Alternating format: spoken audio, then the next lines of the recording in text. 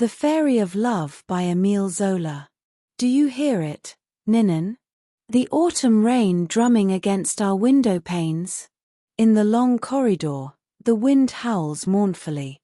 What a melancholy evening!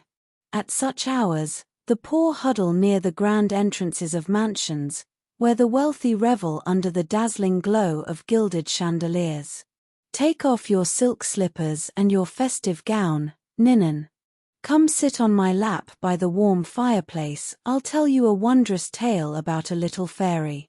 So listen closely. Long ago, atop a high cliff stood an ancient castle, grim and impenetrable. Tall towers, ramparts, drawbridges suspended on heavy chains. Day and night, sentinels in steel armor patrolled the crenellated walls. Only warriors were permitted to approach the master of the castle, the stern Count Angaran. If you had seen him, Ninan, pacing through the echoing galleries, if you had heard the thunder of his harsh voice, you would have trembled with fear, just as his young niece Odette did. Have you ever seen a daisy bloom at dawn, kissed by the first rays of the sun, surrounded by nettles and thistles? That's how this lovely girl blossomed, encircled by grim warriors. As a child, whenever she caught sight of her fearsome uncle, she would abandon her games, and tears would instantly fill her eyes. Over time, she grew into a beauty, and vague longings stirred in her heart. But her fear of Sir Angaran only deepened. She lived in a secluded tower, spending her days embroidering colorful banners, and her quiet hours praying to God and gazing out the window at emerald fields and the azure sky. How many times, waking in the night, she would look up at the stars, her young heart reaching toward the heavens, as if seeking answers to secret questions from those shining sisters above. After such sleepless nights, she longed to rest her head on the stern knight's chest and find comfort, but his cold gaze and harsh words repelled her. And so, trembling, she would return to her needlework. Isn't it sad, Ninan? She was like a fragrant flower whose beauty and scent were wanted by no one. One day, as Odette watched two doves in flight, a captivating voice rose from the foot of the castle. She leaned out the window and saw a handsome young man singing, asking for shelter. She couldn't understand the words, but the sweetness of his voice gripped her heart, and silent tears rolled down her cheeks, falling onto a sprig of marjoram in her hands. The castle gates remained closed. A guard shouted sternly from the wall, "Away! Only warriors are permitted here." Odette kept watching, spellbound. A tear moistened the flower, which slipped from her fingers and fell at the singer's feet. He looked up, saw the fair-haired maiden in the window, kissed the fallen blossom, and walked away, turning back with every step. When he disappeared, Odette opened her prayer book and prayed for a long time. She thanked God, though she didn't know for what. But in her heart, a bright, inexplicable joy was blooming. That night, she had a wondrous dream. The fallen sprig of marjoram came to life, its petals trembled, and from them rose a tiny fairy with fiery wings, a crown of forget-me-nots, and a long green gown the color of hope. Odette, sang her melodious voice, "I am the Fairy of Love. It was I who sent Louis to you this morning, the youth with the enchanting voice. I saw your tears and came to dry them. I saw above the earth, uniting lovers' hearts and easing their sorrow. I visit grand palaces and humble cottages, sometimes joining a royal scepter with a peasant's spade. I scatter flowers along the path of my chosen ones and bind them with chains so precious their hearts tremble with joy. My dwelling is everywhere, in roadside thickets, by winter hearths, beneath bridal canopies. And wherever my feet touch the ground, kisses bloom and tender words are born. Don't cry, Odette, I am the Fairy of Love, and I will wipe away your tears." And once again, she slipped into the flower, whose petals closed tightly and securely around her. You know, Ninan, the Fairy of Love is real. Look closely, see how she twirls in the flickering glow of the fireplace. Pity those poor souls who don't believe in her magical presence. The next morning, when Odette opened her eyes, bright sunlight was already pouring into the room. Outside, birds were trilling joyfully, and a fresh breeze, fragrant with blossoms, played gently with her golden braids. She leapt from bed with delight and sang all day in a clear, ringing voice, awaiting what the kind fairy had promised. Odette peered out the window, smiled at every little bird, and grew so excited that she kept jumping up and clapping her hands in anticipation. By evening, she descended to the great hall. Beside Count Angeran sat a stranger, a knight who listened attentively to the old man. Odette took up her spinning wheel and settled by the hearth, where a cricket sang in a steady rhythm, and her slender fingers deftly turned the ivory spindle. From time to time, she glanced at the guest, and suddenly noticed a sprig of marjoram in his hand. In that instant, she recognized Louis, the singer with the enchanting voice. She nearly cried out with joy, but to hide her emotion, she leaned toward the fire and stirred the embers with a poker.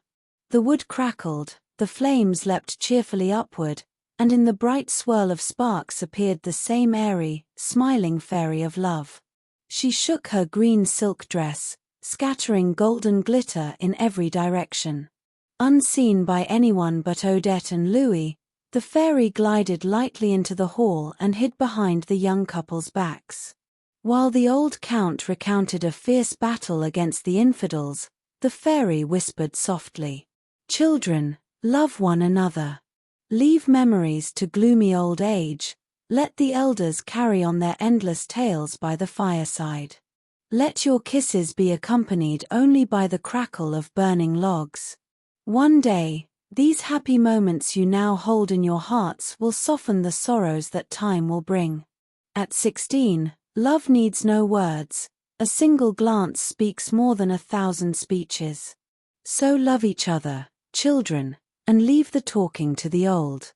And so skillfully did she shield them with her shimmering wings that the count, engrossed in his tale of how the giant ironhead bush fell to a mighty blow from Gerald Heavyblade, never noticed when young Louis placed his first kiss on Odette's trembling brow. Now, Ninon, a few words must be said about the fairy's wondrous wings.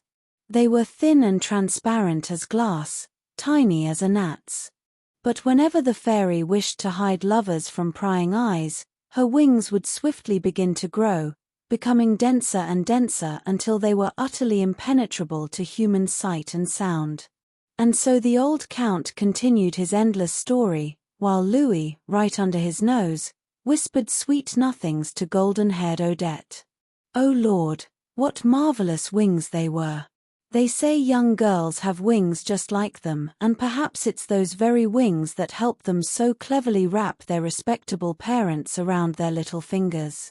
Isn't that true, Ninon? When the count finally finished his long tale, the fairy of love vanished once more into the flames, and Louis, blowing Odette a kiss and thanking the host for his hospitality, took his leave. That night, the girl slept more sweetly than ever. She dreamed of endless mountains of flowers, lit by myriads of stars whose brilliance outshone even the sun. And in the morning, Odette wandered into the garden, seeking solitude in a shady alley. Suddenly, on one of the paths, she encountered a knight. She greeted him politely and was about to pass by when she noticed in his hand the tear-drenched sprig of marjoram.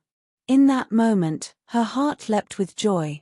Before her stood Louis once again, the singer with the sweet voice, who had found his way into the castle in a new disguise. He seated her on a mossy bench by the fountain. They sat side by side, breathless, gazing into each other's eyes, enchanted by the simple joy of seeing one another in the bright light of day. Around them, robins sang in clear, jubilant tones, and the air shimmered with the living presence of the fairy of love. I won't recount for you, Ninon, all the words whispered in that moment beneath the silent old oaks. But truly, it was a joy to behold the lovers, They spoke so long and so ardently that a robin in the nearby bushes had time to build its nest. Suddenly, heavy footsteps echoed down the alley. Count Angaran was approaching. The poor souls trembled with fear. But at that very instant, the fountain's silvery streams rang out even louder, and from them emerged the radiant, ethereal fairy of love. She gently brushed them with her delicate wings and, invisible to all but them, glided past the Count, who turned in surprise, convinced he'd heard voices, though not a soul was in sight.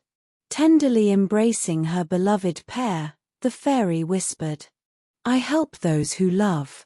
I dim the eyes and soften the ears of people who have long forgotten how to love. Fear nothing, my children. Love each other always, everywhere beneath the sun, in garden alleys, beside murmuring fountains. I am with you, I protect you. The Lord sent me to earth so that those who hold nothing sacred cannot defile your pure love. He gave me wings and said, 'Go, bring joy to young hearts. So love one another, children, I am near, and I watch over you.'" With these words, she took flight, fluttering from flower to flower in search of fragrant nectar, her only nourishment, and led Louis and Odette, still tightly embraced, along behind her. You're probably wondering, Ninon, what the fairy ultimately did with the lovers. Ah, my dear friend, I hesitate to say, I fear you won't believe me, and perhaps you'll envy Odette's fate, and then you might not return my kisses with such warmth. But you're looking at me with such mischievous curiosity, you sly little thing, that I suppose I must tell you everything. Listen, the fairy stayed with them until nightfall. And when the time came to part, the lovers were so sorrowful that the kind-hearted fairy had to comfort them. Surely she spoke of something gentle and bright, for soon their faces lit up and their eyes widened with joy. At the end of her speech, she offered them something, and they gladly agreed. Then she touched their foreheads with her magic wand.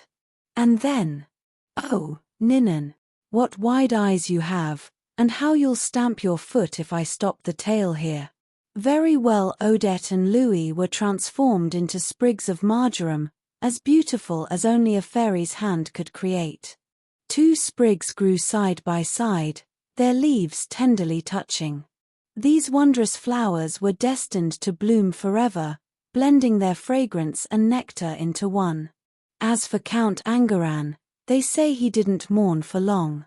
Each evening, he would once again recount the tale of how the giant ironhead bush fell beneath the mighty blow of Gerald Heavyblade. And when we walk through the fields, Ninon, we'll be sure to search for those enchanted sprigs of marjoram and ask them which one holds the fairy of love.